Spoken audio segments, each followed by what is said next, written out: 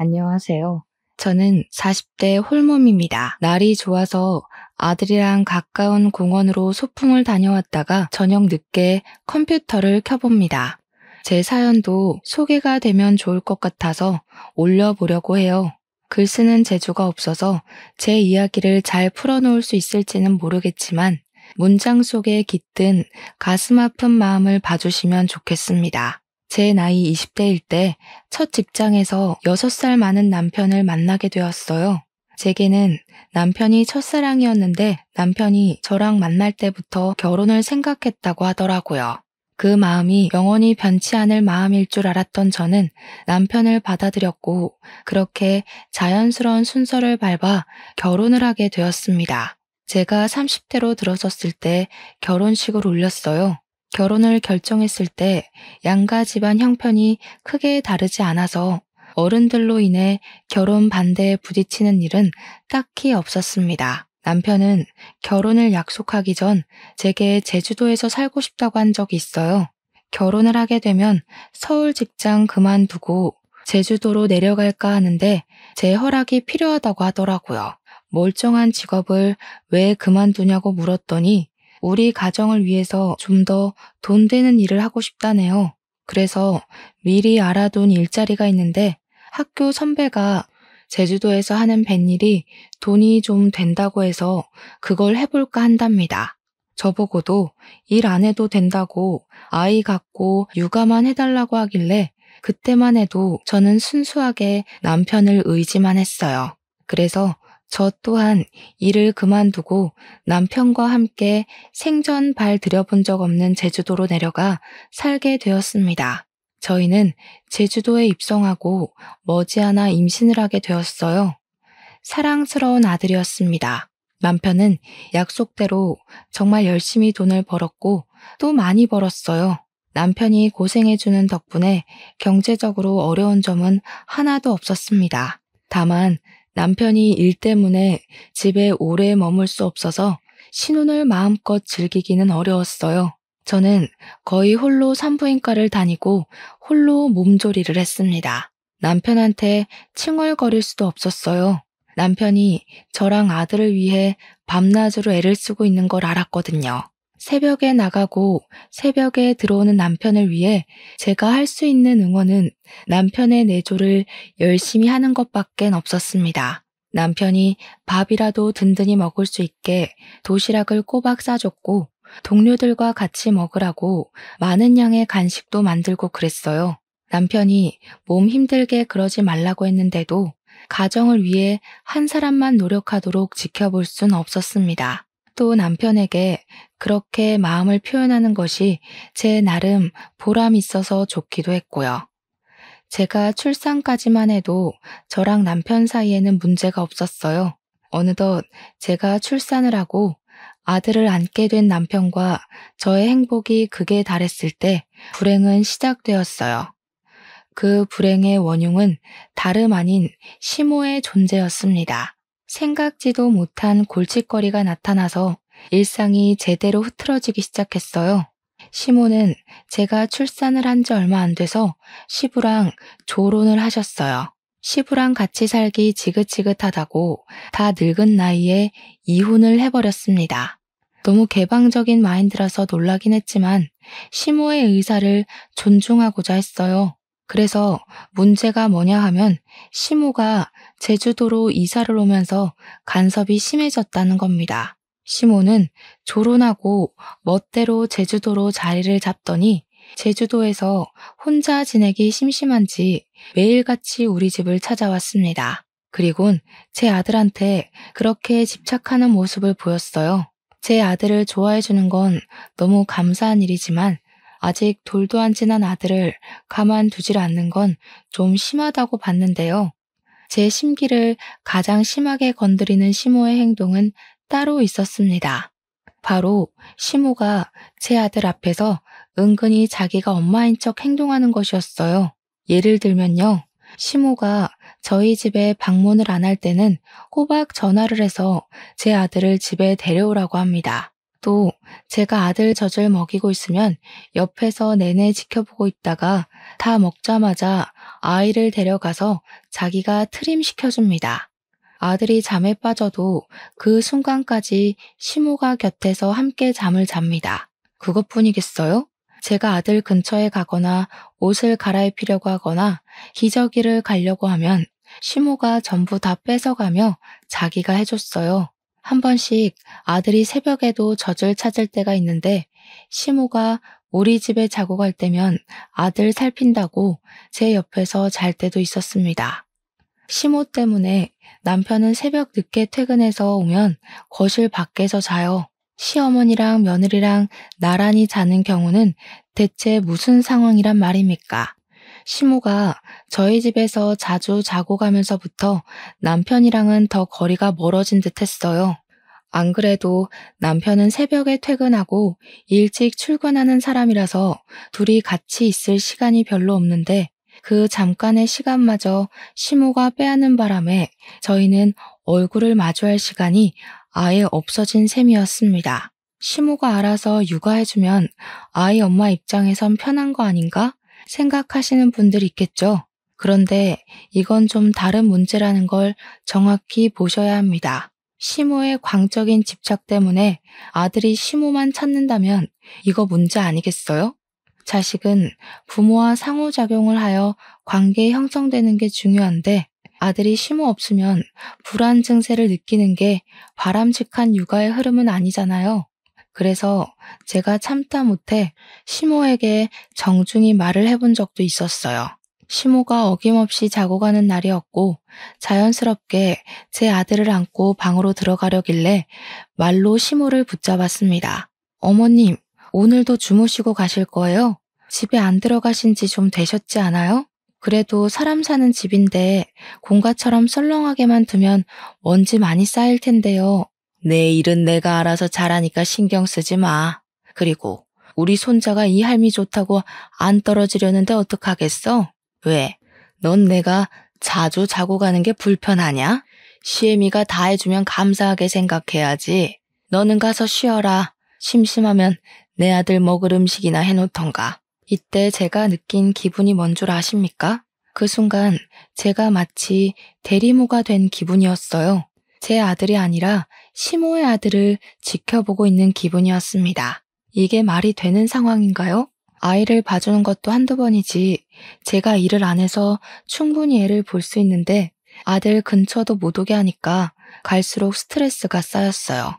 시모랑 안 맞는 부분이 있다고 바로 성질부터 내는 며느리는 없잖아요. 참을 만큼 참다가 더는 안 되겠을 때 며느리들도 폭발을 하지 않습니까? 저도 시모가 남편의 엄마이기도 하고 제 아들의 할머니이기도 하니까 최대한 좋게 이해해 보려고 노력했어요. 그러나 저도 한계가 있는 사람이더라고요. 시모 때문에 제 아들을 많이 안아보지도 못했는데 아들이 뒤집기를 하는 것도 물건을 만지기 시작하는 것도 자리에 앉는 것도 전부 시모가 먼저 본 뒤 제게 사진으로 보여줘요. 제가 집안일을 하는 동안 놓쳤던 아들의 모습을 항상 시모를 통해서만 봐야 하는 것이 점점 화가 나기까지 했습니다. 어떤 날에는 너무 서러워서 남편 퇴근하는 시간까지 안 자고 있다가 피곤에 찌들어 들어오는 남편에게 투정을 부린 적도 있었어요. 그날 남편은 제가 울면서 마중을 하고 있자 많이 당황했습니다. 나 어머님 때문에 너무 속상해. 지금도 어머님이 애 손도 못 대게 둘이서 자고 있어. 왜 어머님이 나랑 아들 사이를 갈라놓고 가운데서 자냐고.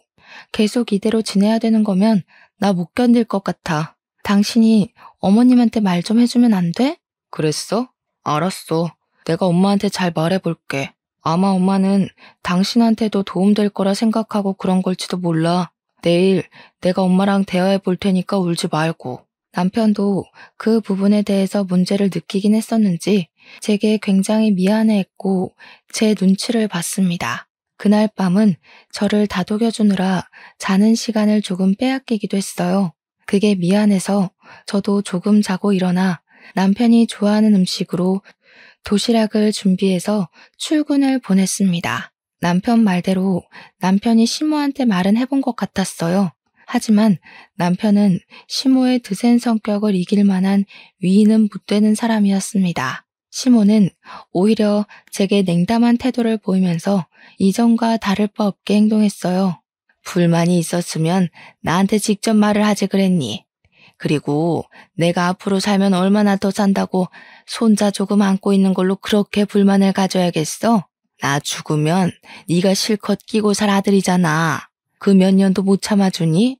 네 아들이기 전에 우리 아들 핏줄이니까 할미인 나도 손자랑 가까이 지낼 권리가 있는 거야. 그건 네가 애 엄마고 해서 간섭하면 안 되는 거라고. 그런 말이 아니잖아요. 어머님께서 제 아들한테 친근한 할머니 돼주는 건 감사하죠. 근데 문제는 어머님께서 아이 엄마인 제가 해야 할 몫까지 다 뺏어간다는 거예요. 아들이 저를 낯설어하는 지경까지 됐다고요. 애 엄마로서 이 정도 속상한 마음은 표현할 수 있는 거잖아요. 누구나 내 자식은 내 품에서 크게 하고 싶은데 어머님 관심은 너무 과하세요. 기가 막히네. 애 봐줬다고 작작하라는 사람은 또 처음 본다. 시끄럽고 나는 내 방식대로 손자 사랑해주는 것뿐이니까 더 이상 말 마라. 시모는 제 불평을 들어줄 생각이 없어 보였습니다. 남편한테도 저렇게 말했을 것이 분명해 보였어요.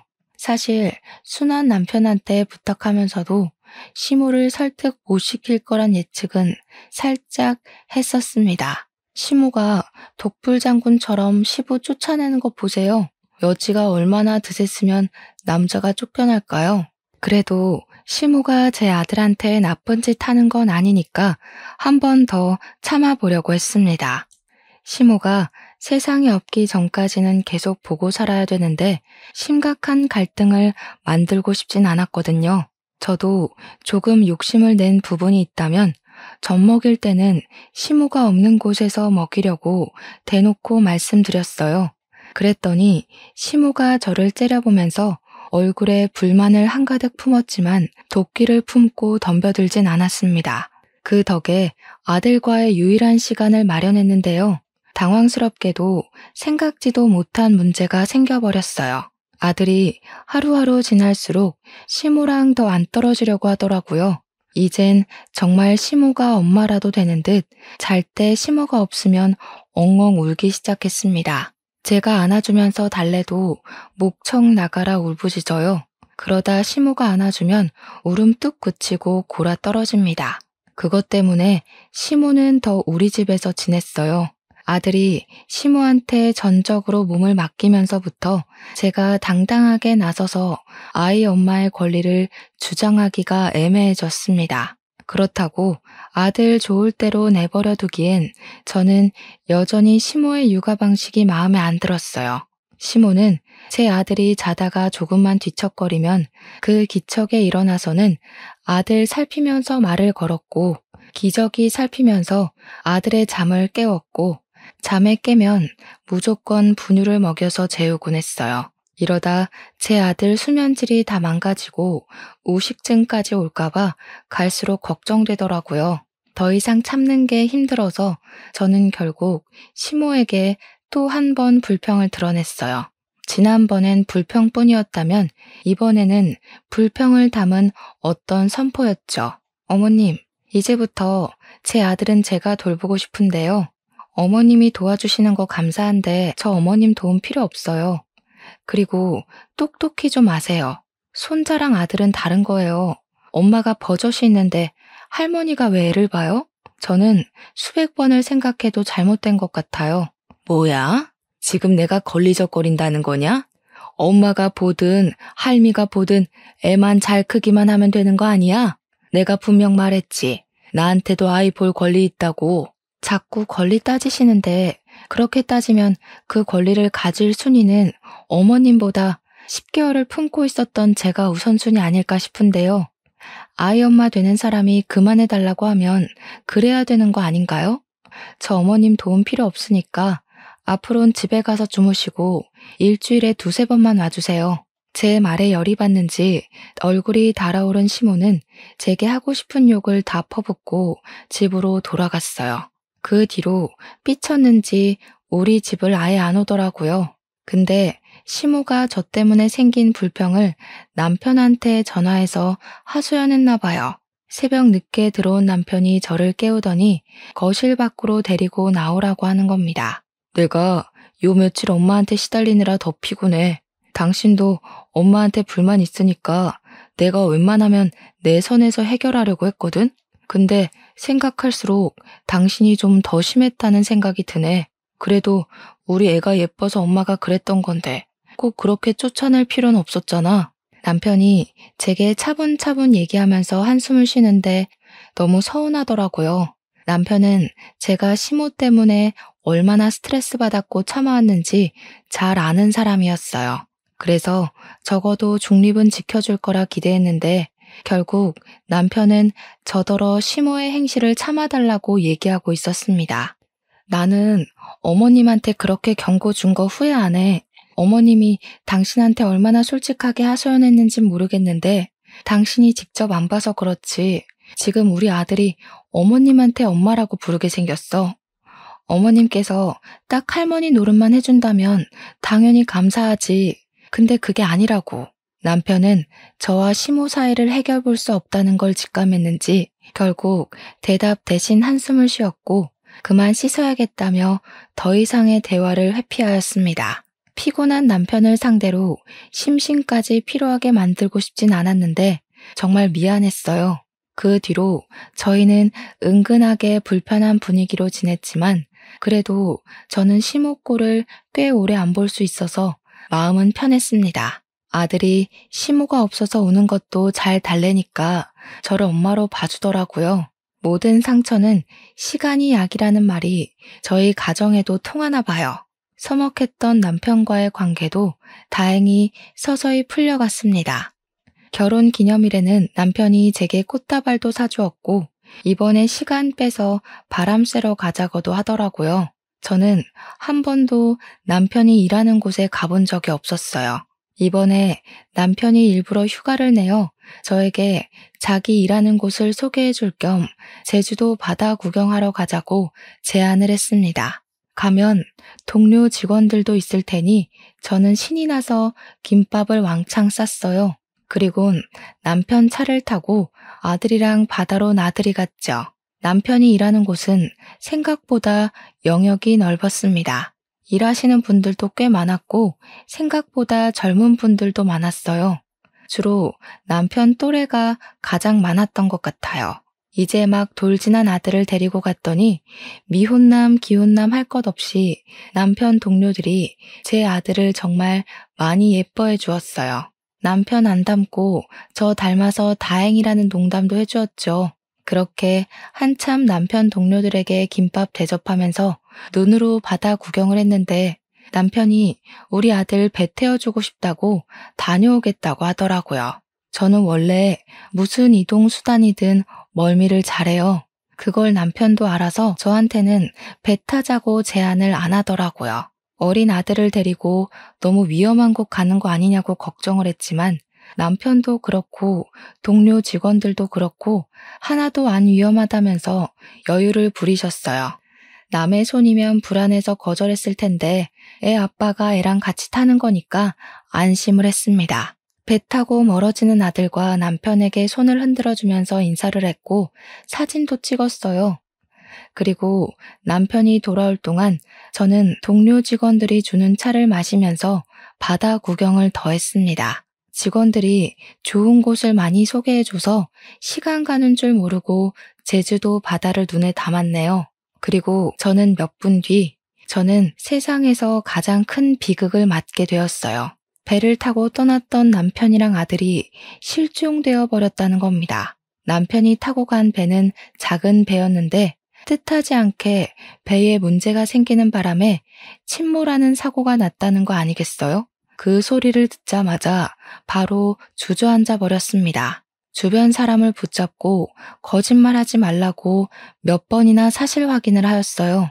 사람들이 하는 말을 믿지 않고 싶어서 계속 부정만 하였는데 얼마 뒤에 해양경찰이 나타나고 난리인 겁니다. 그제야 저는 남편과 아들의 사고를 실감했어요. 안 돼요. 우리 아기 좀 살려주세요, 선생님들. 우리 남편이랑 아기 좀 데려와 주세요. 무사하다고 말 좀 해주세요, 제발.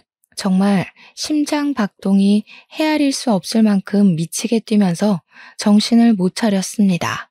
저 진심으로 바다에 뛰어들 수 있을 것 같았어요.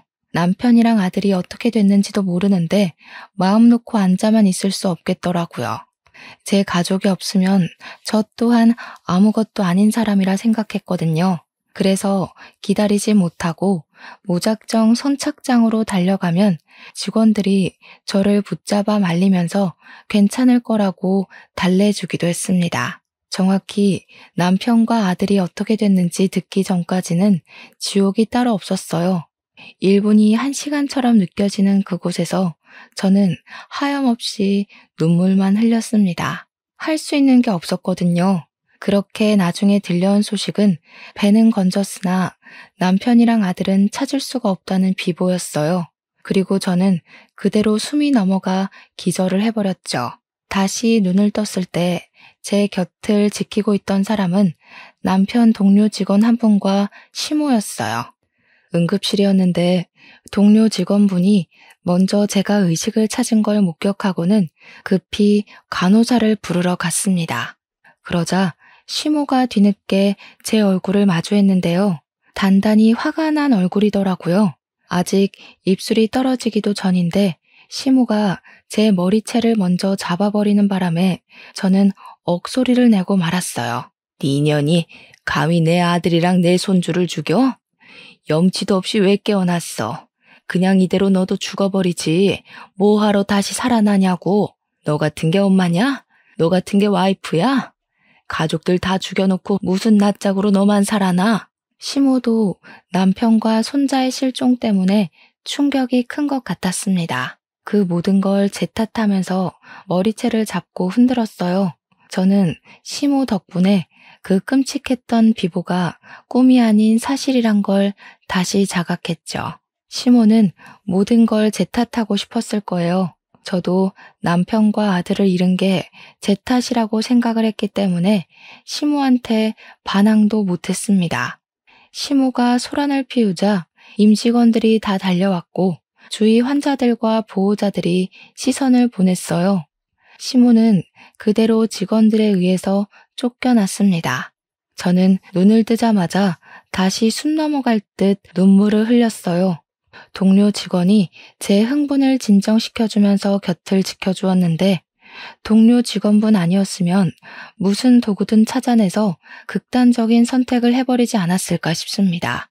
응급실에서 겨우 정신만 차리고 나서 귀가를 했어요. 그때까지도 동료 직원분이 함께 해주었죠. 그날 이후로 제 머릿속이 시끄러운 것처럼 저의 환경도 180도 엉망으로 변해버렸어요. 완전 화가 난 시모가 우리 집에 하루가 멀다 하고 들이닥쳤거든요. 집에 와서는 저에게 손찌검을 하고 물건으로 두들겨 패고 우리 집 가구를 부수고 난동을 부렸습니다.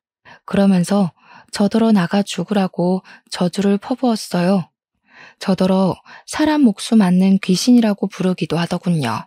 시모는 저 때문에 아들이랑 손자 잃었다고 원망을 그렇게 많이 했습니다. 말했다시피 맞다고 생각했어요.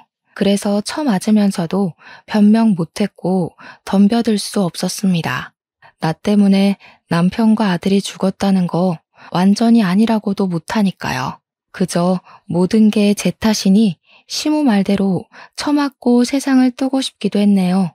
저는 그렇게 울면서 제주도에 틀어박혀 시간만 보냈습니다. 아직 남편과 아들의 시신을 찾은 것이 아니기 때문에 혹시나 구조되진 않을까 기다렸어요. 그러나 한 달, 2달 기다려도 나타나지 않는 남편과 아들 소식 때문에 더 이상 살고 싶지 않더라고요. 제가 너무 나약해서 끈기 있게 기다리질 못했어요. 그래서 어느 날 새벽 저는 바닷가로 향했고 바닷속 어딘가에 있을지 모를 남편과 아들을 생각하면서 몸을 내던지려고 했습니다. 그런데 그때 저를 막아준 사람이 있었는데요. 바로 남편 동료였습니다. 마침 새벽 근무였나 보더라고요.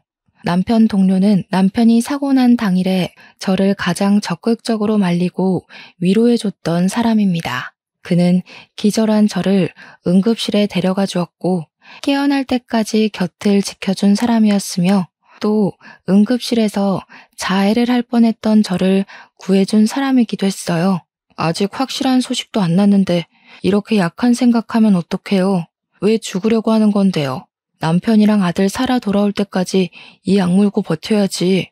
나만 어떻게 그래요? 남편이랑 아들은 숨도 못 쉬고 바다 안에 있을 텐데 어떻게 나만 잘 자고 잘 먹고 사냐고요. 그냥 죽게 두세요. 남편이랑 아들 없이는 살기 싫어요. 그 사람은 저를 끝까지 놓아주지 않았습니다. 계속해서 약한 생각하지 말라고 혼쭐만 내주었어요. 저는 결국 아무것도 못하고 바다 앞에서 실랑이만 벌이다가 결국 서럽게 울었습니다. 그 이후로 그 사람은 제가 죽을까봐 걱정이 되는 건지 매일같이 우리 집을 찾아와 줬습니다. 저를 데리고 억지로 밥을 먹이고 억지로 잠을 재우고 집안일까지 손수해 주었어요.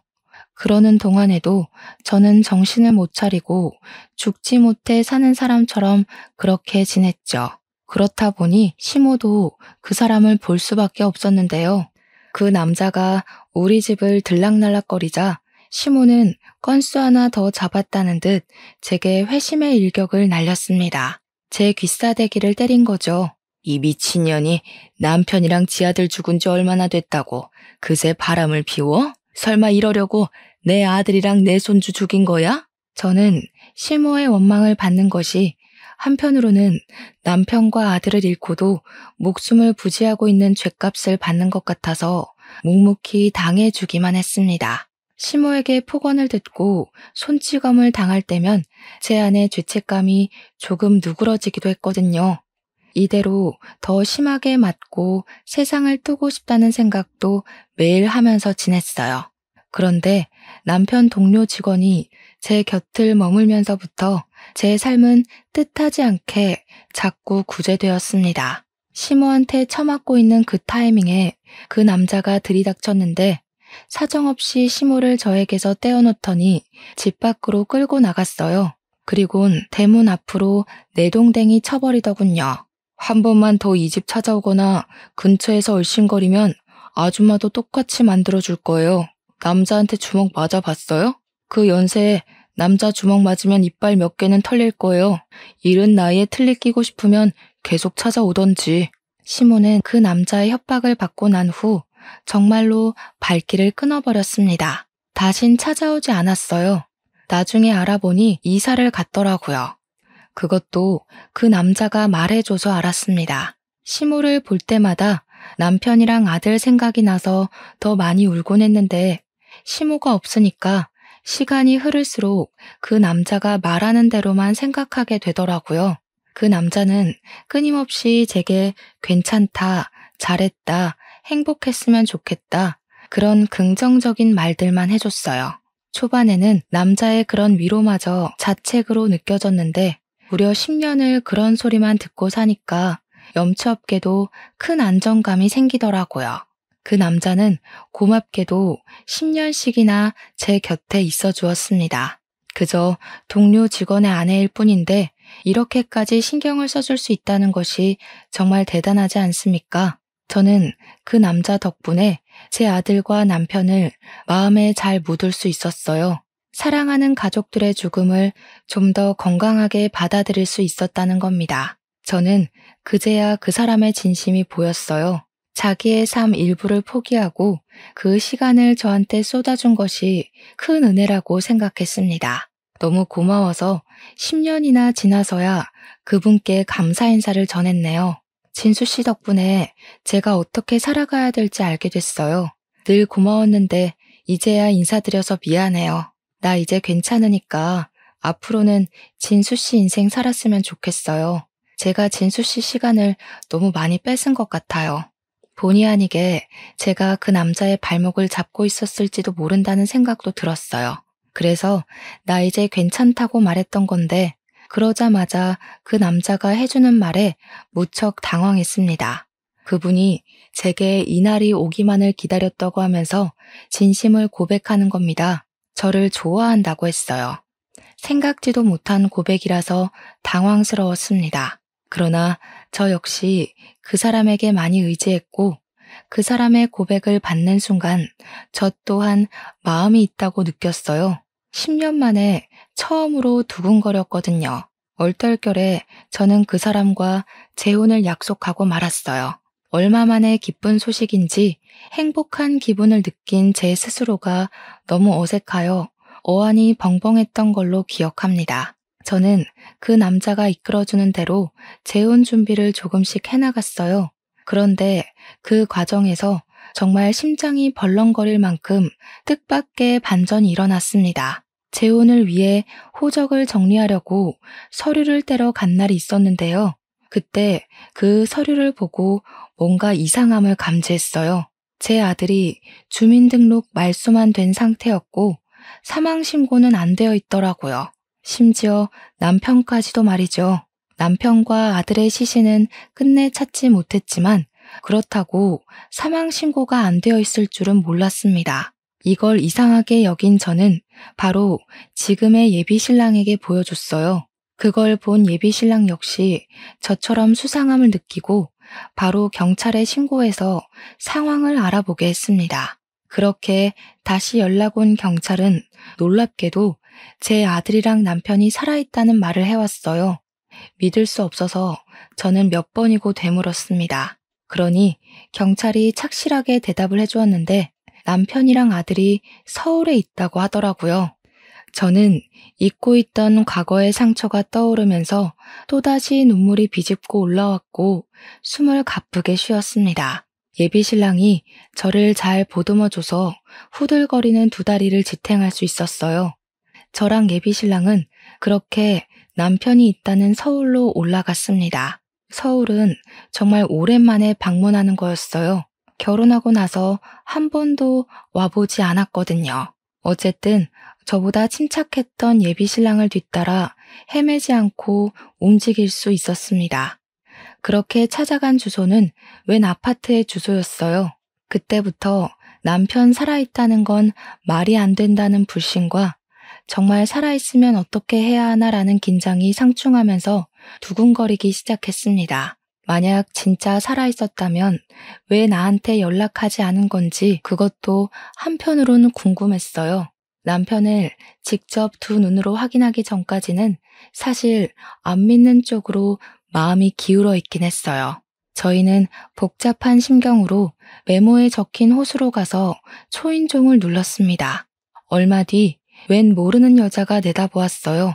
여자가 저희를 모르듯 저희도 그 여자를 몰라서 무슨 말부터 해야 하는지 순간 말문이 턱 막혔습니다. 그러자 그 뒤로 누구냐며 금세 따라붙는 목소리가 있었는데요. 얼굴을 보지 않아도 얼굴이 떠오를 만큼 익숙한 목소리더라고요. 그리고 그 의문의 남편은 바로 얼굴을 내비쳤습니다. 놀랍게도 그는 10년 전 죽은 줄만 알았던 제 남편이 맞았어요. 너무 놀랐습니다. 놀란 건 저뿐만이 아니라 남편도 마찬가지인 듯했어요. 남편 또한 저를 보는 안색이 바뀌는 걸 보니 저를 알아보는 것도 같았습니다. 남편이 정말로 살아있었다니. 남편을 보자마자 가장 먼저 든 의문은 어떻게 였습니다. 제가 남편과 아들을 얼마나 기다렸는데 둘을 기다리면서 얼마나 지옥 같은 시간을 보냈는데 이렇게 살아있을 거면 연락을 해줬어야지. 기억을 잃은 것도 아니면서 대체 왜 멀쩡하게 살아있으면서도 연락을 안 했는지 이해가 안 되었어요. 그러다 놀라서 얼어붙어 있던 남편이 의문의 여자 보고 여보라고 하며 급하게 문을 닫으려고 할 때 저는 남편의 마음을 다 알아버렸습니다. 남편의 재혼, 그것이 멀쩡하게 살아있었음에도 10년간 잠적을 했던 이유인 것 같았어요. 저는 문 닫으려는 남편의 멱살을 잡으면서 문 안으로 비집고 들어갔어요. 당신이 죽은 줄 알고 내가 몇 년을 울었는데 어떻게 이렇게 멀쩡히 살아있을 수가 있어? 도대체 무슨 짓을 한 거야? 설마 새 살림 차리고 싶어서 죽은 척 했던 거야? 왜 이러세요? 사람 잘못 보셨습니다. 이거 주거 침입인 거 몰라요? 경찰 부르기 전에 나가라고.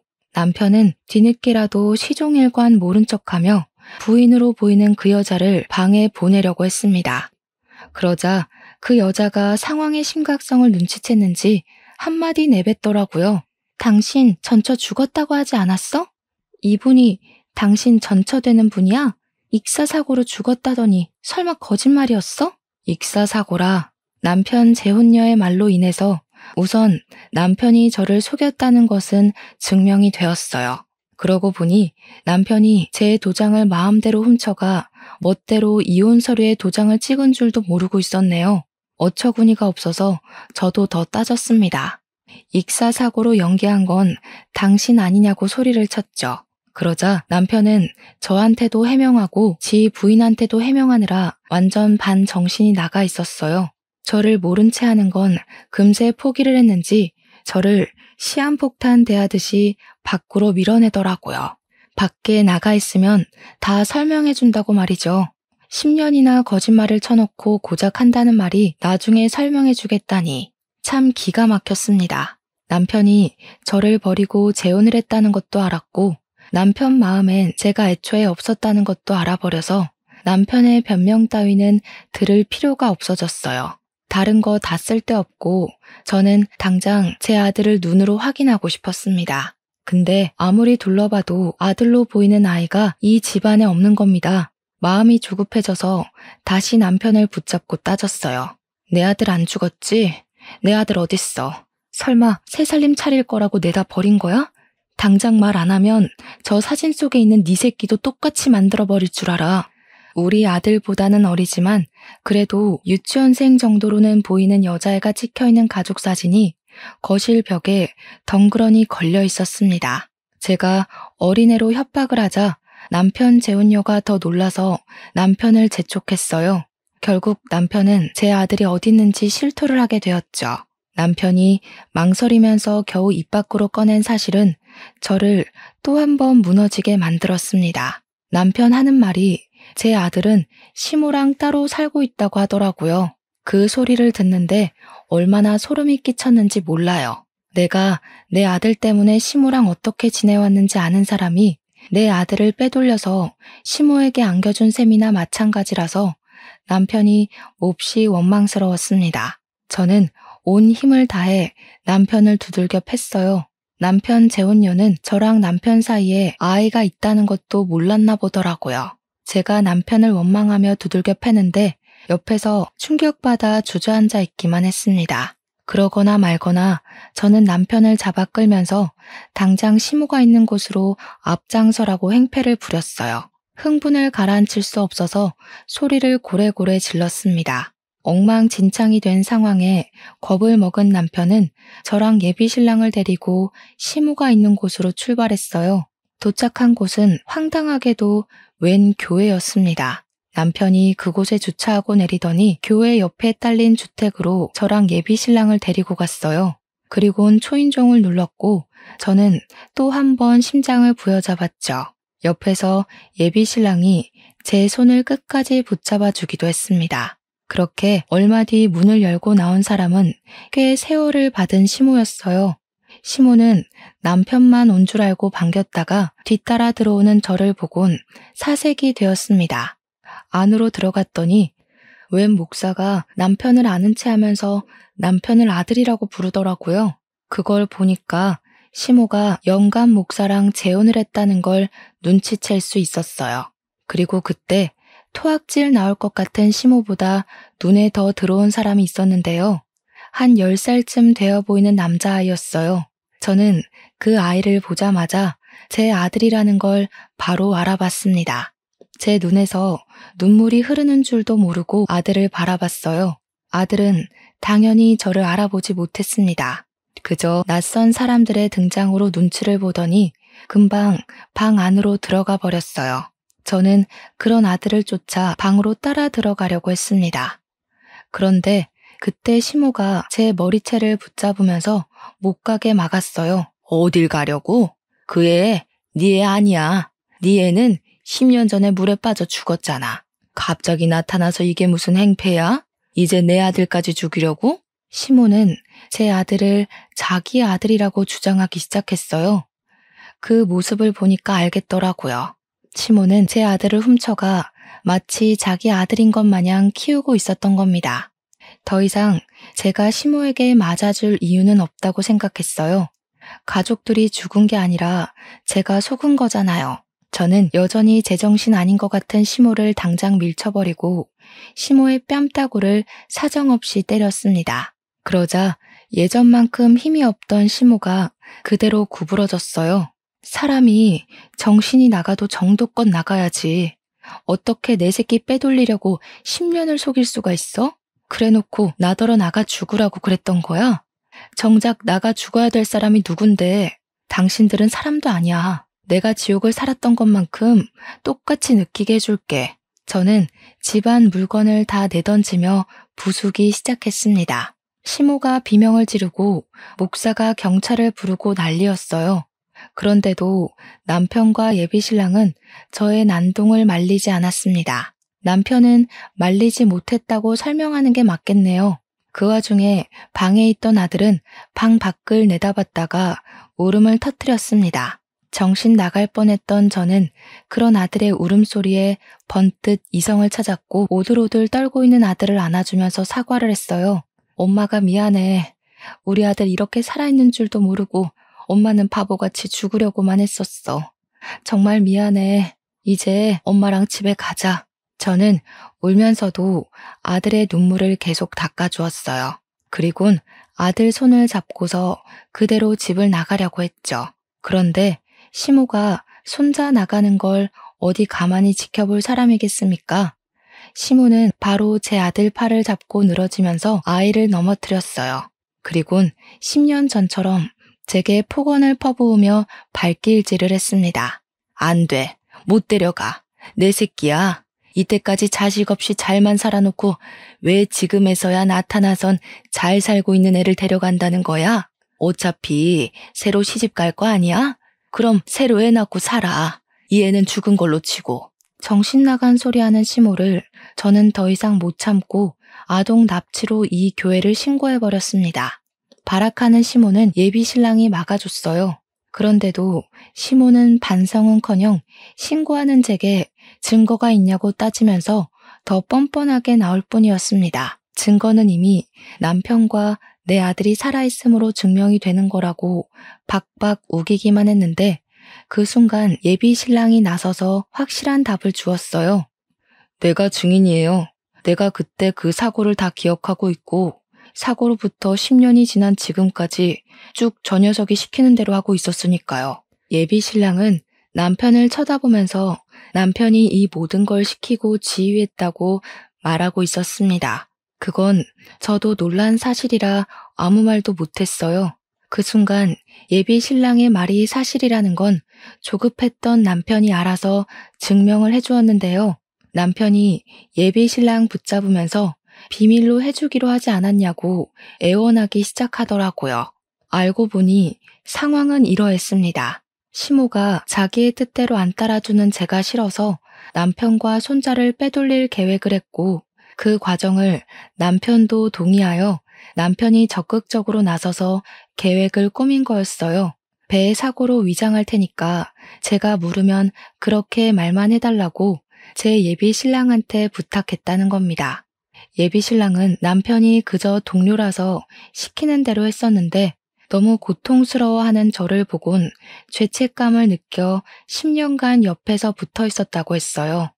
그렇게 매일 붙어 있다 보니까 정말 마음이 생겼던 거라네요. 이제야 말해줘서 미안하다는 예비신랑의 고백에 저는 주저앉아서 하염없이 눈물을 흘렸습니다. 그 사이 경찰이 와서는 남편과 시모를 아동 납치범 및 사기 죄명으로 붙잡았습니다.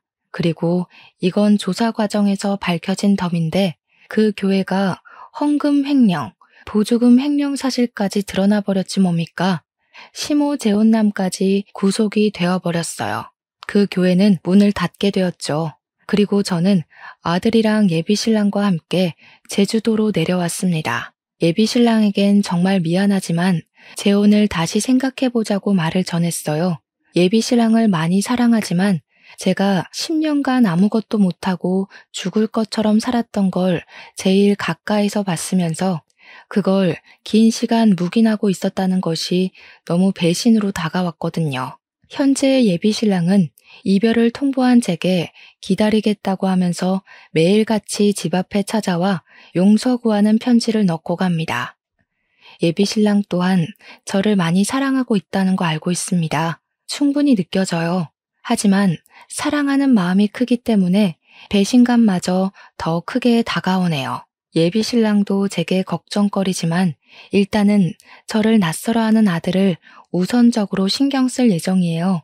엄마를 모르는 아들의 심정을 차근차근 보듬어 줄 것이고 완전히 틀어져 버린 모자 관계를 회복하고자 애쓸 겁니다. 제 시간이 이제야 다시 흐르는 기분이네요. 아들에게 못다 준 사랑을 갚으면서 살아가겠습니다. 제 사연은 여기까지예요. 들어주셔서 너무 감사드려요.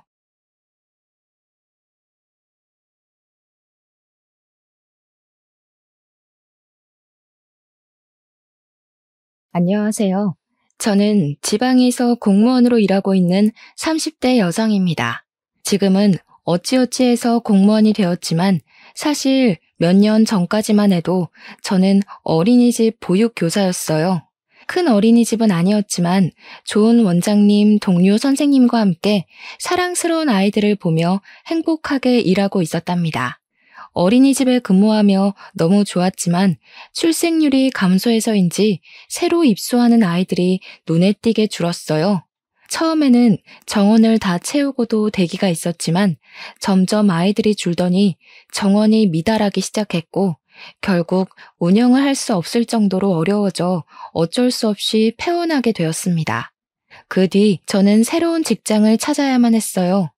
큰 어린이집으로 취업하여 보육교사로 일해볼까 했지만 주변의 어린이집이 하나둘씩 문을 닫는 모습을 보니 보육교사로서 일을 오래 할 수 없겠다는 생각이 들었습니다. 저는 결혼하고 출산하고도 계속 제 일을 하고 싶었거든요. 그래서 무슨 일을 할까 고민을 하던 끝에 사회복지직 공무원이 되기로 했습니다. 이전에 사회복지사 자격증을 취득해서 응시 자격이 되었고 사회복지직 공무원이 일반 공무원보다 경쟁률이 낮았거든요. 무엇보다 공무원은 제가 잘못을 저지르지 않는 이상 어린이집처럼 폐원해서 일을 관두게 되는 경우는 없어서 미래에도 좋을 것 같다는 생각이 들었습니다. 공부하는 과정은 정말 지루하고 힘들었지만 그래도 잠을 줄여가며 최선을 다했고 1년 만에 합격하는 쾌거를 이루었어요.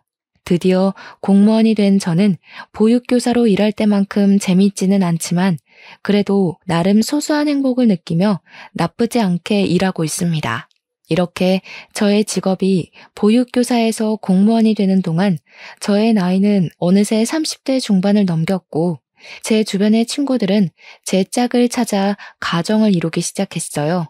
친구들을 부러워하며 저 역시 빨리 결혼해서 아이를 갖고 싶었고 이런 이야기를 제 옆자리에 있는 입사 동기에게 은연중에 많이 했던 것 같습니다. 그러던 어느 날 옆자리 동기가 아직 결혼하지 못한 학교 선배가 있는데 만나보겠냐고 했어요. 꽤 괜찮은 선배인데 대기업에서 일하느라 결혼 시기를 놓쳤다고 하며 좋은 사람 있으면 소개해달라고 했는데 순간 제가 생각이 났대요. 둘이 잘 어울릴 것 같으니 한번 만나보라고 하며 제 연락처를 넘겨주었습니다. 그날 저녁 퇴근길에 모르는 번호로 전화가 와서 받아보니 입사 동기의 학교 선배였어요. 그분의 이름은 김재민이었고 나이는 저보다 2살 많았습니다. 처음으로 하는 통화가 정말 어색할 것 같았지만 생각보다 대화가 잘 통했고 그렇게 계속 연락을 주고받다가 그 주 주말에 처음으로 만나게 되었어요. 재민 씨는 솔직히 제 이상형은 아니었지만 그래도 같이 밥 먹고 대화를 나누다 보니 점점 사람이 좋아 보였습니다.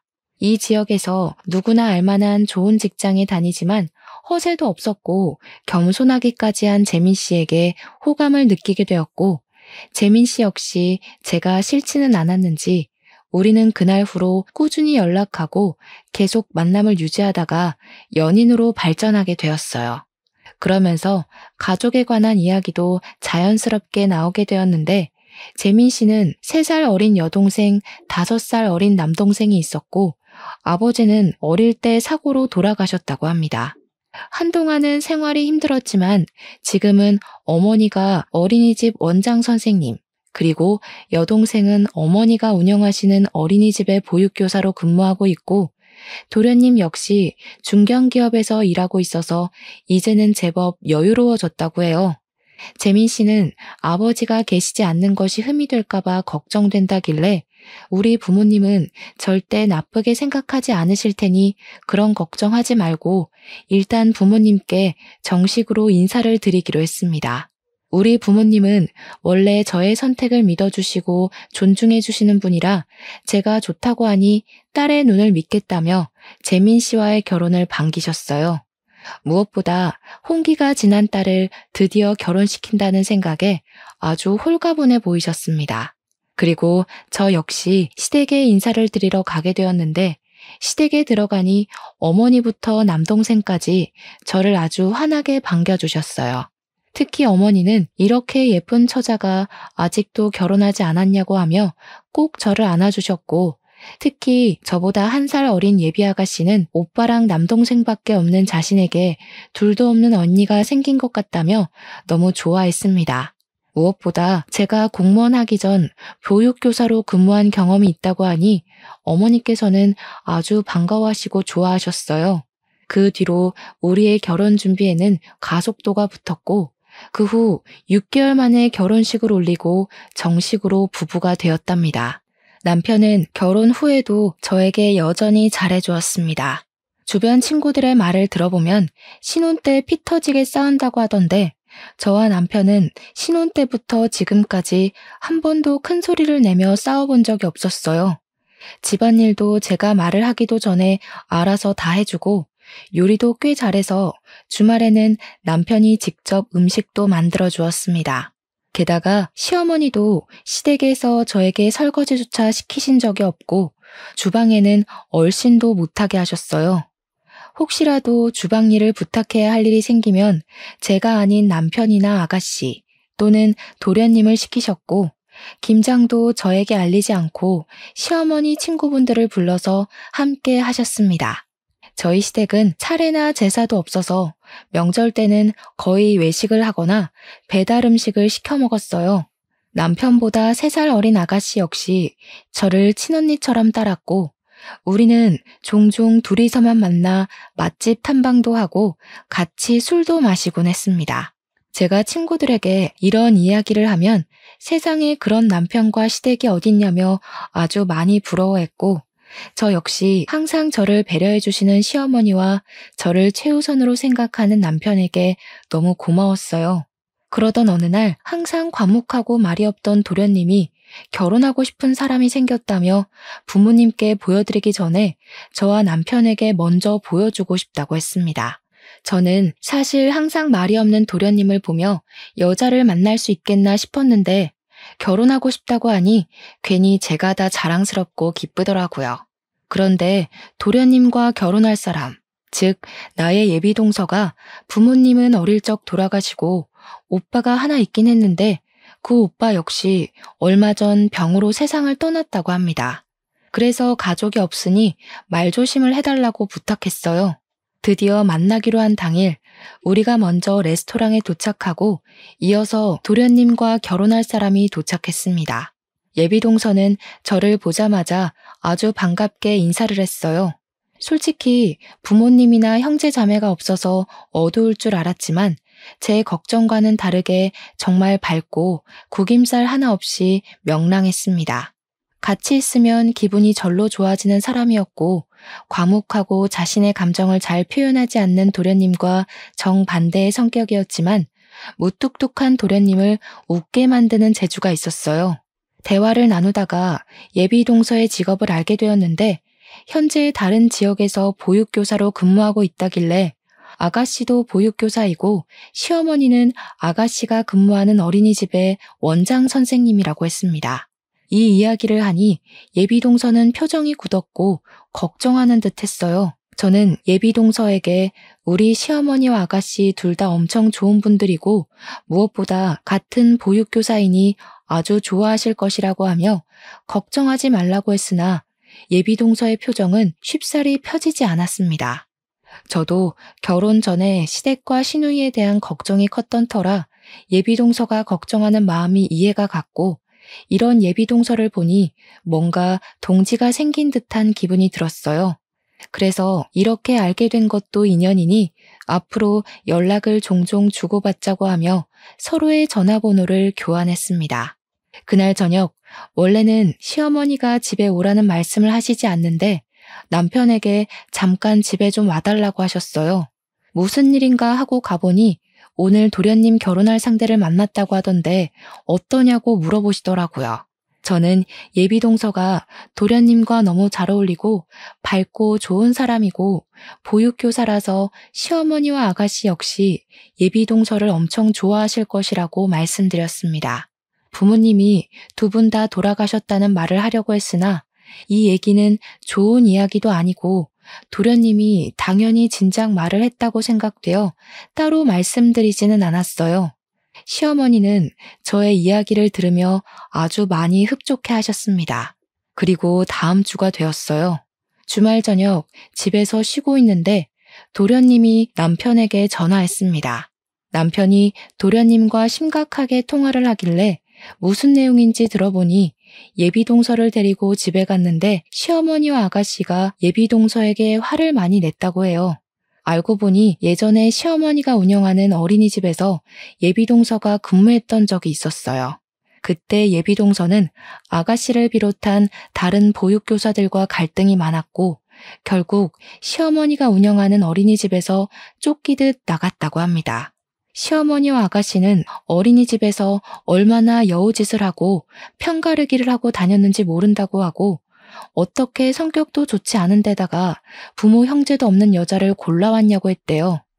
하지만 도련님은 과거에는 그랬을지 몰라도 지금은 어린이집에서는 인정받으며 잘 지내고 있다고 했더니 시어머니는 그래도 고아라서 절대 안 된다고 하셨다는 겁니다. 그러나 도련님은 예비동서를 너무 사랑했고 결혼하지 않으면 죽을 것 같다고까지 이야기했어요. 도련님의 안타까운 사연에 저와 남편은 시댁에 가서 시어머니를 설득하기로 했습니다. 잠깐 보기는 했지만 예비동서가 여우짓을 하고 편가르기를 할 만큼 나쁜 사람처럼 보이지는 않았거든요. 오히려 힘든 집안 형편에서도 정말 밝았고 씩씩해 보였고 도련님과 너무 잘 어울렸어요. 또한 저 역시 어린이집에 처음으로 취업했을 때 다른 보육교사들과 트러블이 많이 있었고 그로 인해 정말 죽을 만큼 힘들어봤기에 지금 시어머니가 생각하시는 예비동서의 모습은 성격상의 문제보다는 사회초년생의 흔한 실수라고 생각했습니다. 저는 시댁에 가자마자 시어머니께 저의 지난 과거를 이야기하며 도련님이 저리 원하시는데 예비동서를 받아주시면 어떠냐고 했어요. 생각보다 시어머니와 아가씨는 완강했고 그리 반대하는 가장 큰 이유 중 하나가 바로 부모가 없다는 이유 때문이었습니다. 부모님이 돌아가신 게 재수 씨의 잘못은 아니잖아. 그리고 그렇게 따지고 들면 우리 집 역시 당당할 것 없지, 안 그래? 뭐가 당당할 게 없어? 우리 집 어디가 어때서? 우리 집도 아버지 안 계시잖아. 나중에 정혜가 결혼한다고 남자 데려왔는데 그 집에서 아버지 계시지 않는다고 반대할 수도 있는 거 아니야?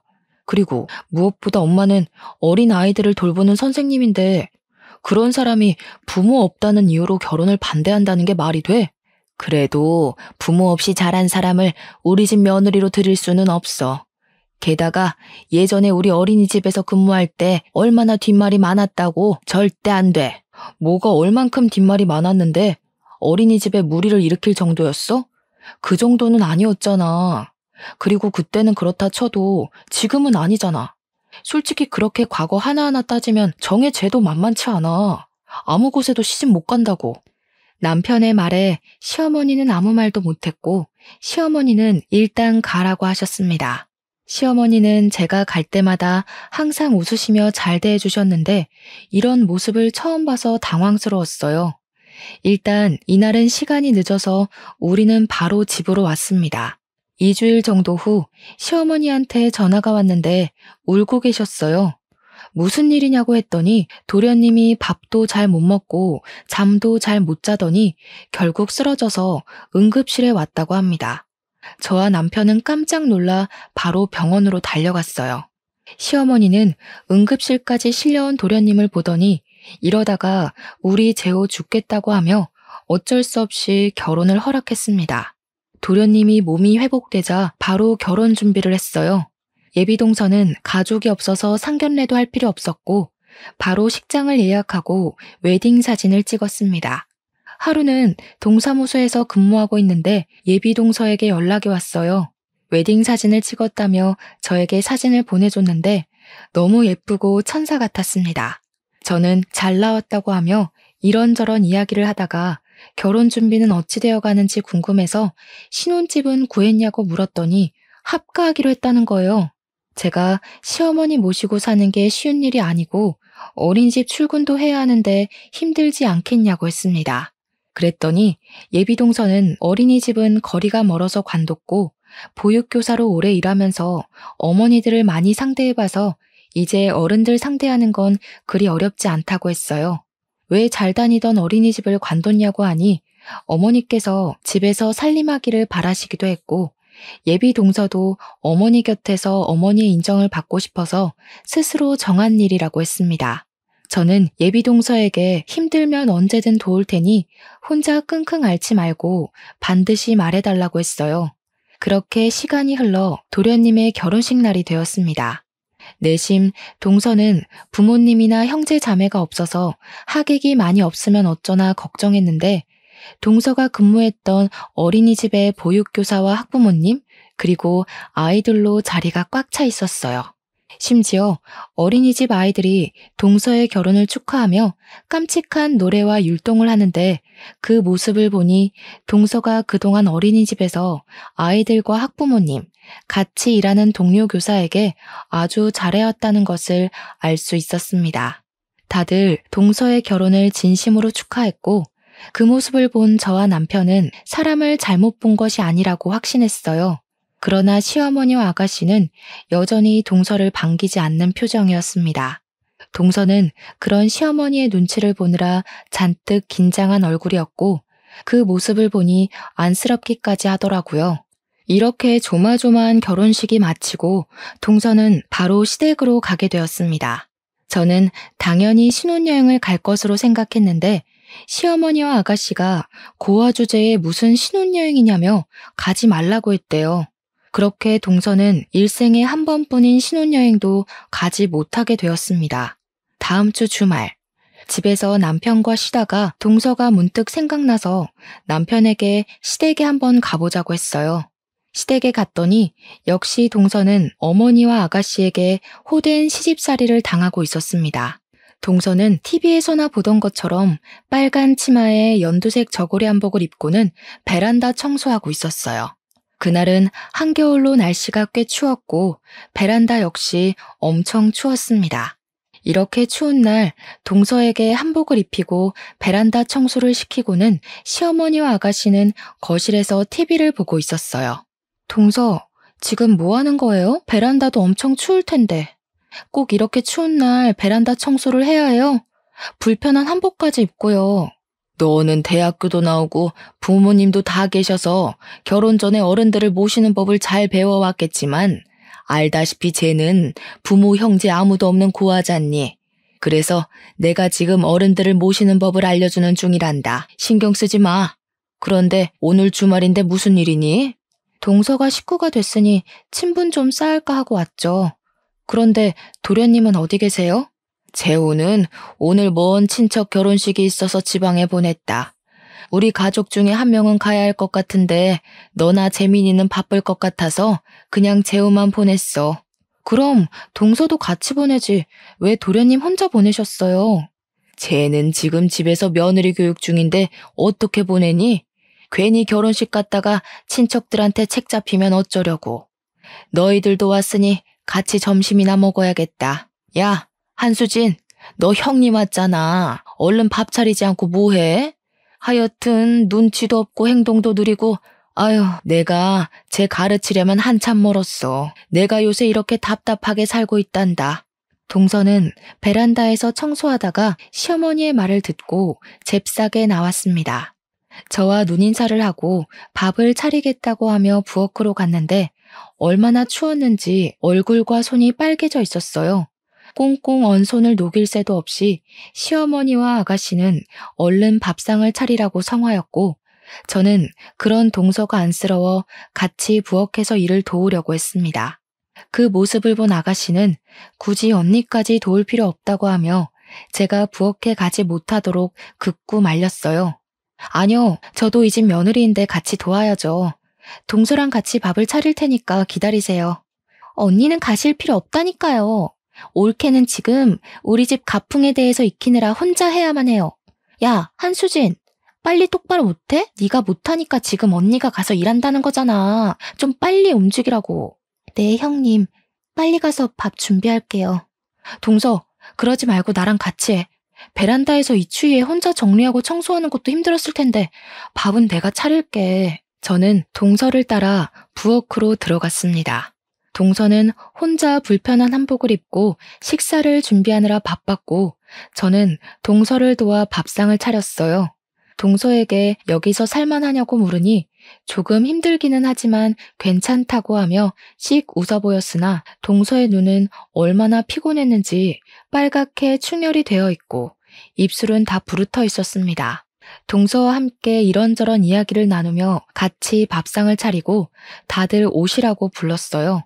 저는 평소에 앉던 대로 남편의 옆에 앉았습니다. 그런데 동서는 자리에 앉지 않고 옆에 서 있는 거예요. 왜 거기에 서 있냐고 하니까 원래 자신은 늦게 먹는다고 했습니다. 저는 그런 게 어디 있느냐고 하면서 얼른 자리에 앉으라고 했어요. 그랬더니 시어머니가 신경 쓰지 말라길래 그럼 저도 밥을 먹지 않겠다고 하고 동서 옆에 가서 서 있었습니다. 시어머니와 아가씨는 그러지 말고 그럼 오늘만 둘 다 앉아서 밥을 먹으라고 했어요. 동서도 자리에 앉고 우리 모두 다 같이 식사를 시작했습니다.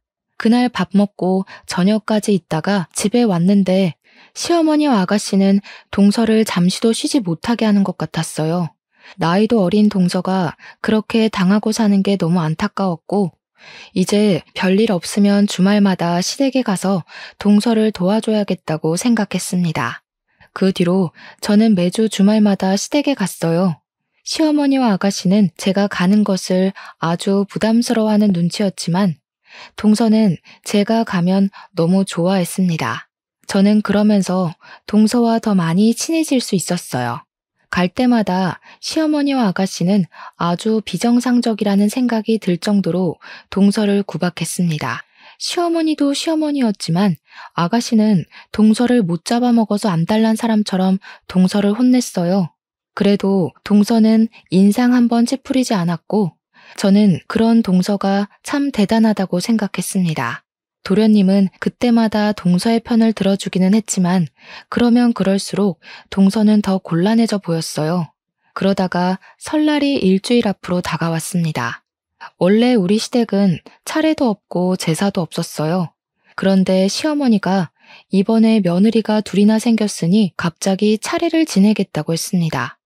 그러면서 저에게 명절 연휴 첫째 날에 시어머니와 아가씨가 1박 2일로 호텔에 가서 쉴까 하는데 같이 가겠느냐고 했어요. 호텔이요? 명절날 차례 지내려면 음식 장만도 해야 하는데 어떻게 호텔에 가요? 언니는 참, 한수진 있잖아요. 우리 집 가정부 한수진. 쟤 혼자 장만하면 되지. 뭔 걱정이에요?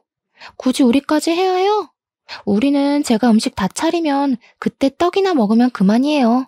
글쎄요, 저는 그건 좀 아닌 것 같아서. 그냥 가족끼리 오붓하게 다녀오세요. 저와 동서는 며느리니까 집에서 음식 장만하고 있을게요. 희주도 같이 가지 그래. 못하러 부모도 없는 고아인 쟤를 그리 챙기고 감싸고 도니 너는? 아유, 우리 첫째 며느리는 진짜 심성도 좋아요. 저는 괜찮아요. 그냥 집에서 같이 음식 장만할 테니 아가씨와 둘이 호텔에 다녀오세요.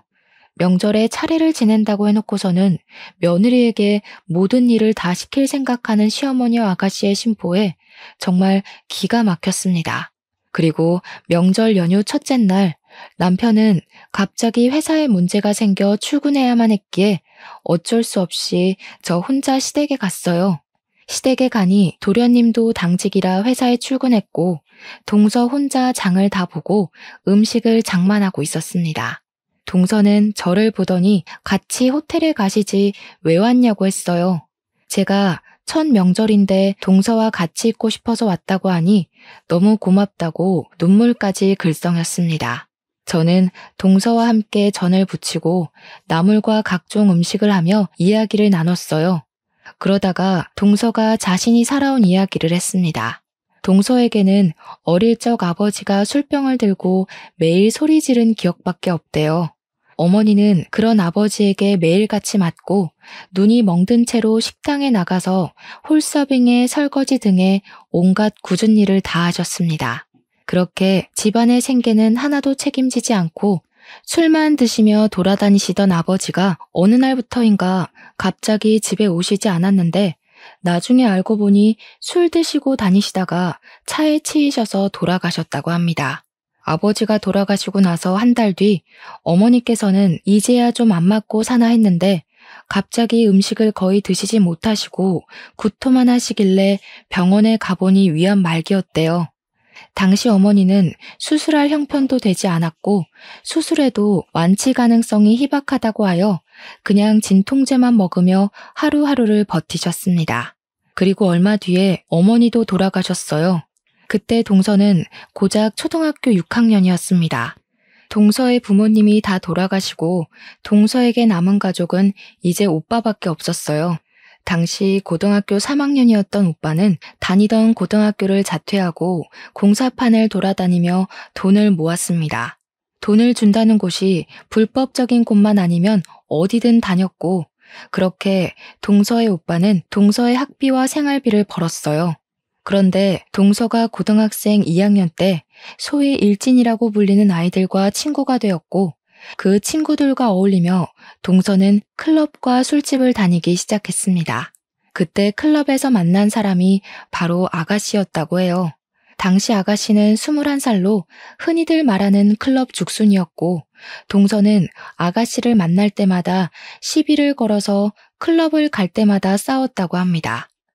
하루는 싸움이 너무 커져서 둘이 경찰서까지 가게 되었는데 그때 아가씨가 동서가 고등학생인 것을 알고 이를 더 키우진 않았지만 그날 이후로 아가씨가 동서에게 돈을 요구하고 폭행도 하는 등 지독하게 괴롭혔다고 해요. 이렇게 동서가 당하고 있음을 알게 된 동서의 친오빠는 아가씨를 찾아가 제발 고등학교만 졸업할 수 있게 더는 건드리지 말아달라고 하며 아가씨 앞에 무릎을 꿇었습니다. 아가씨는 동서의 친오빠에게 이제 괴롭히지 않을 테니 돈을 가져오라고 했고 친오빠는 무리해서 일하며 돈을 마련해서 아가씨에게 건네주었어요. 그렇게 돈을 받은 아가씨는 그 뒤로 동서를 더는 찾지 않았다고 합니다. 동서는 자신을 위해 무릎까지 꿇는 오빠를 보고 정신 차리고 더는 클럽에 가지 않았고 무사히 고등학교를 졸업 후 1년 재수해서 대학교까지 가게 되었어요. 처음에는 취업이 잘 된다는 컴퓨터 공학과를 갔으나 취업하고 보니 너무 적성에 잘 맞지 않았다고 합니다. 평소에 아이들을 좋아했던 동서는 회사 다니며 보육교사 자격증을 취득했대요. 그리고 동서가 보육교사 자격증을 받은 날 오빠는 백혈병 진단을 받았고 돈 때문에 병원에서 제대로 치료받지 못해 결국 한 달 정도 후에 세상을 떠났다고 합니다. 이렇게 동서는 모든 가족이 다 떠나고 세상에 혼자 남게 되었어요. 그 뒤로 보육교사로 첫 취업을 하게 되었는데 하필이면 처음으로 간 곳에 예전에 클럽에서 만난 아가씨가 보육교사로 있었고 어린이집의 원장은 아가씨의 어머니, 즉 시어머니였습니다. 동서가 먼저 아가씨를 알아보고 왜 여기 있냐고 물었고 아가씨는 엄마가 어린이집 원장 선생님이라 뒤늦게 전문대학교 유아교육과 가서 이곳에서 일하고 있다고 했어요. 그러면서 아가씨는 자신의 엄마인 원장 선생님한테 아주 좋은 사람이니 꼭 채용하라고 했고 다음 날부터 정식으로 출근했습니다. 동서는 처음에는 아가씨가 있어서 조금 꺼려지기는 했는데 이전과는 달라진 것으로 보였고 여기 아니면 당장 일할 곳도 없어서 근무하기로 했다고 해요. 아이들은 정말 너무 예쁘고 일도 좋았는데 아가씨와 시어머니는 같이 근무하는 보육교사에게 동서의 험담을 하기 시작했고 차츰 다른 보육교사들도 동서를 무시하고 하대했습니다. 어린이집의 모든 굳은 일은 다 동서가 도맡아서 했고 회식 같은 것을 할 때도 동서만 빼놓고 자기들끼리만 갔다고 해요. 다른 보육교사들이 원망스러웠지만 원장 선생님인 시어머니와 그 딸인 아가씨가 동서를 주도적으로 따돌리니 다들 어쩔 수 없었을 것이라고 했습니다. 너무 힘들었던 동서는 결국 1년 만에 그곳은 관두고 다른 곳으로 가려고 했지만 시어머니와 아가씨가 이 지역의 다른 어린이집에도 취업하지 못하게 동서가 고등학교 때부터 일진들과 놀고 술 먹고 다녔다는 소문을 퍼뜨렸어요. 틀린 말은 아니지만 고등학교 졸업 후에는 클럽 근처에는 얼씬도 하지 않았고 무엇보다 아가씨 본인도 클럽에 다녔지만 그 말은 쏙 빼놓았더라고요. 어찌됐든 이 소문 때문인지 동서는 이 동네에서는 어린이집 취업이 되지 않았고 그래서 집에서 조금 먼 다른 지역의 어린이집에 겨우 취업을 했습니다. 첫 번째 어린이집에서 호되게 당해서인지 두 번째 어린이집에서는 아주 무난하고 편하게 일할 수 있었다고 해요. 그곳에서 오랜 시간 동안 부모님들과 원장 선생님, 같이 일하는 보육교사에게 인정받으며 일했다고 합니다. 비록 시어머니가 관두라고 해서 관뒀지만 거기서 일했을 때가 가장 행복했다고 해요. 동서가 살아온 이야기를 들으니 동서를 지독하게 괴롭히는 시어머니와 아가씨가 아주 진절머리가 났고 절대 가만두면 안 되겠다고 생각했습니다. 그리고 다음날 아가씨와 시어머니는 새벽 5시 정도에 집에 들어왔고 아가씨는 집에 오자마자 자고 있던 동서의 뺨을 때렸어요. 오늘 무슨 날인지 몰라? 명절이잖아. 며느리가 첫 명절에 이렇게 늦잠 자는 게 말이 돼? 적어도 새벽 4시에는 일어나서 음식을 차리고 해야 할 것 아니야. 자기는 호텔에서 쉬다 왔으면서 동서에게는 새벽부터 일어나 음식을 차리라는 아가씨의 모습에 화가 나서 제가 뭐라고 하려던 찰나 남편이 제 앞을 가로막았습니다. 야, 김정혜, 너는 호텔에 가서 여태 쉬고 놀고 왔으면서 왜 재수씨한테 난린데? 어제 재수씨 얼마나 고생했는지 알아? 작작 좀 해라. 내가 진짜 저번부터 계속 봤는데 어떻게 사람을 이렇게 무시할 수가 있어? 네가 그러고도 인간이야? 너는 지금 사내 자식이 여자들끼리의 문제에 끼어드니? 너는 가만히 있어. 알지도 못하면서. 엄마도 그러는 거 아니야. 제가 저렇게 정신없이 설치고 다니면 엄마라도 말렸어야지. 엄마는 어른이 돼서 제가 저러는 걸 어떻게 가만히 두고 봐? 진짜 둘 다 너무하네. 그리고 재우 너도 정신 똑바로 차려. 너랑 평생 살 사람은 엄마가 아니라 네 옆에 있는 재수씨야. 알겠어? 재수씨, 너랑 결혼한 후로 하루하루 말라가는 거 안 보이냐? 지쳐가는 거 안 보이냐고. 정신 좀 차리고 살아. 남편은 제가 하고 싶었던 이야기를 속 시원하게 다 해주었고 동서는 남편의 말에 눈물을 흘리기 시작했어요. 어머니가 그동안 저한테는 잘해주셨지만 동서는 고아 출신이라는 이유로 항상 무시하셨죠. 그리고 부당한 시집살이까지 시키시고요. 그거는 얘가 젊은 시절에 클럽에 다녔다고 해서 혹시 결혼하고 나서도 그럴까봐 일부러 엄하게 한 거야. 얘가 고등학교 때부터 술, 담배하고 클럽에서 살며 이 남자 저 남자를 만나고 다녔단다. 그런 싸구려 창녀 같은 여자를 재호 때문에 며느리로 받기는 했는데 그래도 내 며느리가 된 이상 사람을 만들어야 하지 않겠니? 그래서 너와는 다르게 얘한테는 엄격하게 대했던 거야. 그 이야기 누구한테 들으셨어요? 당연히 아가씨겠죠? 왜냐? 아가씨 역시 클럽 죽순이었으니까요. 그럼 어머니 딸부터 단속시키세요. 괜히 남의 집 귀한 딸 단속시킨다는 이유로 고생시키지 말고요. 그리고 이번 명절 저와 동서는 이런 부당한 대우 받으며 이 집에서 못 지내겠어요. 음식은 다 준비했으니 어머니와 아가씨 그리고 두 아드님이 같이 하면 되겠네요. 동서, 우리는 나가자. 뭐? 그럼 오늘 삼시세끼에 차례상은 누가 차리라고? 저는 이씨, 동서는 한씨인데 왜 우리가 김씨 조상의 차례상을 차립니까? 저희는 김씨 조상의 얼굴도 모르는걸요. 김씨 가문인 아가씨와 남편 도련님이 정성껏 차리시면 되겠네요. 우리는 어제 너무 힘들게 음식해서 좀 쉬어야겠어요. 그럼 수고하세요. 시어머니는 제 뒤에서 말하는 것 보라며 뭐라고 하셨지만 저는 시어머니를 무시하고 동서의 손을 잡고 시댁에서 나갔습니다. 잠시 후 남편과 도련님도 우리를 따라 나오고 시어머니와 아가씨는 가지 말라고 난리가 났어요. 저는 동서와 함께 바로 제 친정집으로 갔고 남편은 도련님과 이야기한다며 우리 집으로 갔습니다. 부모님은 명절 당일 새벽같이 찾아온 저와 동서를 보며 무슨 일이냐고 물었고 저는 그동안 동서가 당한 모든 일을 다 말씀드렸어요. 엄마는 시어머니가 그런 사람인지 몰랐다고 하시며 동서에게 이제 명절날마다 여기가 친정이라 생각하고 같이 오라고 하셨습니다. 이렇게 저와 동서는 친정에서 하룻밤 자고 다음날 우리 집으로 향했어요. 집에 가보니 우리 집에 도련님과 동서의 짐이 있었습니다. 이게 무슨 짐이냐고 했더니 도련님이 분가하기로 했다면서 집 구할 때까지만 같이 살자고 했어요. 우리가 사는 집은 방 3칸짜리였고 마침 방 하나는 비어 있어서 그 방을 내어주며 당분간 저와 남편 그리고 도련님과 동서가 함께 지내기로 했습니다. 그렇게 산 지 6개월 정도 지났어요.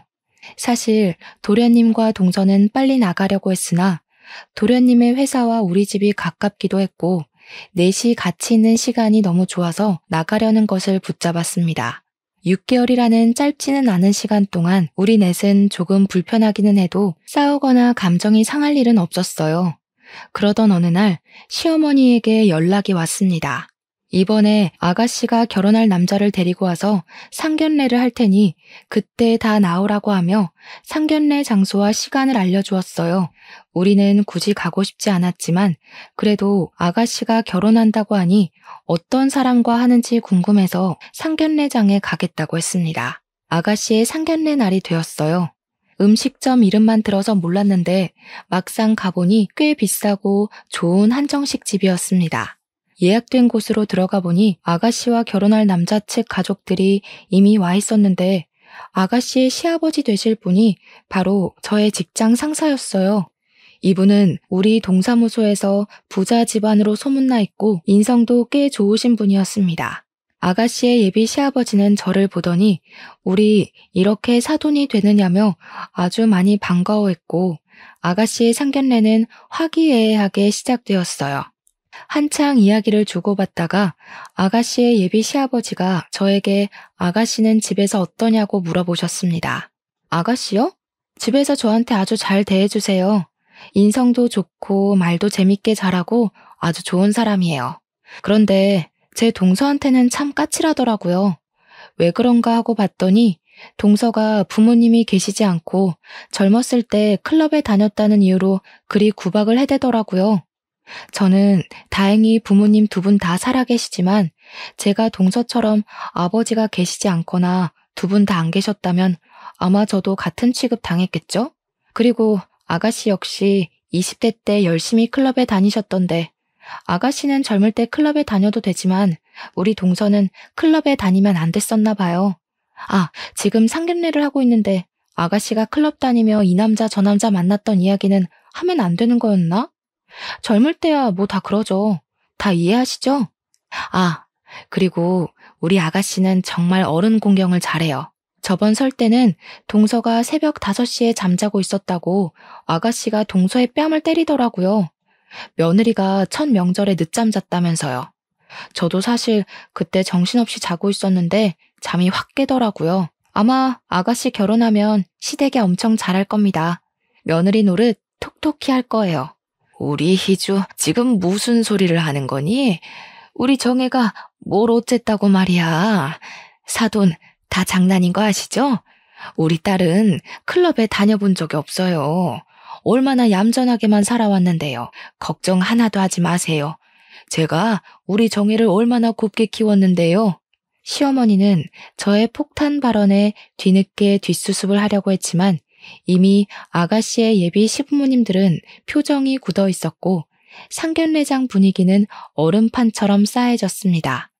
바로 상견례는 마무리되었고 아가씨의 예비 남편 가족들이 나가자마자 시어머니와 아가씨는 제 머리채를 붙잡았어요. 너 미쳤냐? 그래도 공무원이라고 오냐오냐 해줬더니만 이게 아주 하늘 끝까지 기어오르려고 하네. 이게 지금 얼마짜리 판인데 네가 끼어들어? 이러다가 우리 정혜 결혼 못하면 어찌할 거야? 저 집이 어떤 집인 줄이나 알아? 언니는 그냥 조용히 입이나 닥치고 있을 것이지. 왜 눈치 없이 주둥이를 나불거려서 내 앞길을 막아요? 진짜 제정신 아니네. 한수진 전현이랑 어울리더니 이제 정신줄 나버렸어요? 시어머니와 아가씨는 나가자마자 저를 죽일 듯한 눈빛으로 저에게 욕설을 퍼부었습니다. 그때 나갔던 아가씨의 예비 남편과 예비 시부모님이 다시 들어왔어요. 아가씨의 예비 시어머니가 핸드폰을 테이블에 두고 가서 찾으러 온 것이었습니다. 이로 인해 아가씨의 예비 남편은 아가씨가 욕설하고 제 머리채를 붙잡은 모습을 다 보게 되었어요. 또 원래 인성이 있던 사람이었구나. 그동안 내 앞에서 착한 척하느라 정말 힘들었겠네.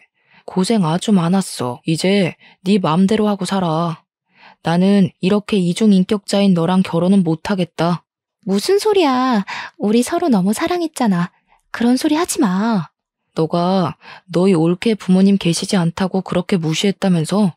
나 역시 아버지가 계시지 않는 너와 결혼 못하겠어. 결혼식을 하는데 장인 장모가 함께 있어야지. 혼주석에 장모 혼자 앉아있으면 그림이 웃기지 않겠어? 나는 그런 반쪽짜리 집안이랑 결혼 못하겠다. 아버지, 어머니도 저와 생각이 같으시죠? 아가씨의 예비 시부모님은 아가씨의 얼굴을 보며 혀를 끌끌 차시며 나가셨고 그렇게 아가씨는 파혼하게 되었습니다. 그 뒤로 아가씨는 저 때문에 파혼하게 됐다며 저를 때리고 제 머리채를 잡아 흔들었고 결국 직원의 제지로 식당에서 쫓겨났어요. 저와 남편 그리고 동선의 부부 역시 식당에서 나와 우리 집으로 가서 넷이 세상에서 가장 통쾌하고 시원한 맥주를 마셨습니다. 그리고 그날 이후 저와 동선은 물론이고 남편과 도련님도 시어머니 아가씨와 연락을 끊고 살았어요. 그 뒤로 동선의 부부는 이제 더는 얹혀 살 수 없다며 우리 집 근처로 이사했고 우리는 여전히 서로의 집으로 가며 허물없이 지내고 있습니다. 그리고 시어머니와 아가씨는 상견례 날 식당에서 제 머리채를 잡은 동영상이 지역 맘카페에 퍼지면서 모든 신상이 털렸고 현재 시어머니가 운영하는 어린이집 엄마들 사이에도 소문이 나서 이런 선생 밑에서 아이들이 무엇을 배우겠냐며 다들 퇴소했어요. 아이들이 없으니 더는 운영이 되지 않았고 시어머니의 어린이집은 폐원하게 되었다고 합니다. 당장 밥줄이 끊겨서 힘들어진 시어머니와 아가씨는 결국 집을 팔고 아직 집을 구하지 못해 모텔에서 지내고 있다고 해요. 그리고 동서는 다시 보육교사로 취업해서 동서가 사랑하는 아이들을 보며 아주 행복하게 일하고 있어요. 물론 다른 보육교사들과 언니 동생하며 아주 잘 지내고 있답니다. 지금까지 힘들게 살았지만 주변 사람들에게 싹싹하고 밝게 지내는 동서를 통해 저는 많은 것들을 보고 배워요. 저보다 나이는 어리지만 배울 것이 많아 인생 선배 같은 동서를 만나서 너무 요새는 행복하답니다. 이제는 동서가 지난 아픈 과거는 다 잊어버리고 자신의 꿈 펼치며 행복하게 살았으면 좋겠네요. 저의 이야기는 여기까지입니다. 지금까지 들어주셔서 감사합니다. 모두 편안한 하루 되세요.